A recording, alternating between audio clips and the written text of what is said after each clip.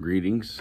Just kind of want to dovetail on my thoughts from yesterday, and basically what it's here in my food for thought forum, whatever you want to call it. I just like to provoke some things worth talking about or thinking about, contemplating, investigating, you know.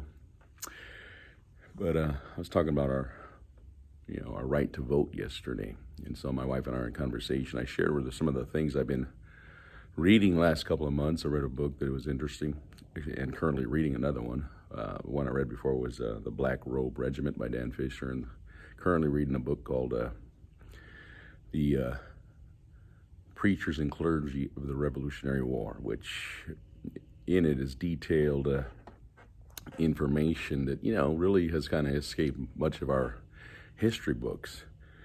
And it was talking about in both these books the importance and the value of the preacher and the setting of the tone. And so what I was sharing with my wife last night is that, these early colonists here in the Americas were birthed out of revival. They were kind of like descendants of the Great Awakening, if you see what was taking place in their lives. And so the gospel was enriched in their lives. And so you have these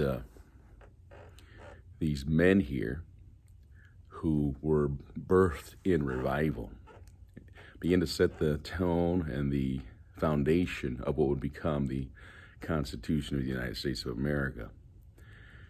And so they would preach from their pulpits against tyranny, against liberty. They would preach for liberty, beginning to set the stage because they saw on the horizon what was taking place with the taxation without representation and the control that the government was trying to put on the colonies. And so little did they know what was, going to happen, but they were, preaching. And so throughout, as things began to escalate, it came to a head where the British actually call the war in the colonies the Presbyterian Rebellion, because the preachers were pretty much the backbone of this Revolutionary War. General Washington leaned upon these pastors and clergymen to help encourage his troops. Matter of fact, a lot of them would not only preach on liberty and the fighting for liberty, but would also lead their men into the man. There's several testimonies of men who gave up not only their life but their sons' lives for the freedoms that we now have. And so, reading these books made me realize once again the high cost of freedom and the foundations that were laid for what is really being assaulted today, our Constitution. I read again this morning in an article concerning the judiciary, and that is under assault, has been under assault. I just read another article about Soros trying to, support some judiciary candidates here in Southern California, and he's funding their push for the laws here to basically let criminals go. And because if they can get, Thomas Jefferson even said that. He says if this court gets out of the judiciary gets out of court, because you have three branches of our government, the judicial branch, and if you have people that stop, interpreting law and begin to dictate law, you have a change in our freedoms. And so this is what's under assault. This is why this election is so necessary for every voter, every Christian voter, to take serious. That they're trying to legislate immorality, legislate abortion, legislate the LGBTQ and whatever alphabet perversion you can come up with. And so it is a constant push in your face against the one constant that was set as a foundation through preachers way long ago in the 1700s, as they were laying the foundations, preaching from the pulpit, the moral guidelines and the foundations that the Constitution drew from biblically to help this nation become what it was and what it should be, but is vastly growing further away from its roots, so to speak. And so it saddens me to think that, number one, people have no idea of the history of this country, the value of the Constitution of the United States, the biblical freedoms that we do have in this country are slipping through the cracks and the fingers of people who could care less. And it's because there has been a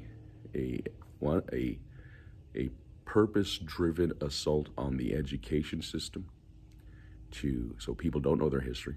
They don't know really the truth about slavery. They don't know the truth about the abolition movement. They don't know the truth about the civil rights. They don't know. They have no idea. And yes, they just push out this agenda. And so for decades now, people growing up in school, public school, unless they have parents that are, teaching them or bringing a balance to their life, they have no idea. They have no idea what this nation was birthed in and the great blessing that God put on this nation, from its foundation. We were at one time the greatest missionary, supplier in the world. The gospel protruded from this nation. God bless this nation with the liberties to finance and produce many missionaries. And this is all slipping through the cracks. Thank God we're part of a fellowship that contends to push this planting of church issue at the forefront of what we are about. But as a whole, the nation is crumbling, and we as Christians need to value the price that was paid for the foundations that were laid. And let me clarify, by preachers from pulpits who stirred the hearts of men to be patriotic and responsible with the liberties that God was birthing in this early nation and gave us as that Constitution was formed, and given every person a right over the years to vote for their representation in this governing body called the United States of America. So get out and vote. Don't disregard your responsibility. Otherwise, you may find yourself, governed by dictators, your freedoms taken away, your liberties, squeezed further and further out of your life. And so I want you to be aware of this because November is right around the corner. And so that's all I have, just some food for thought. Till next time, keep on keeping on.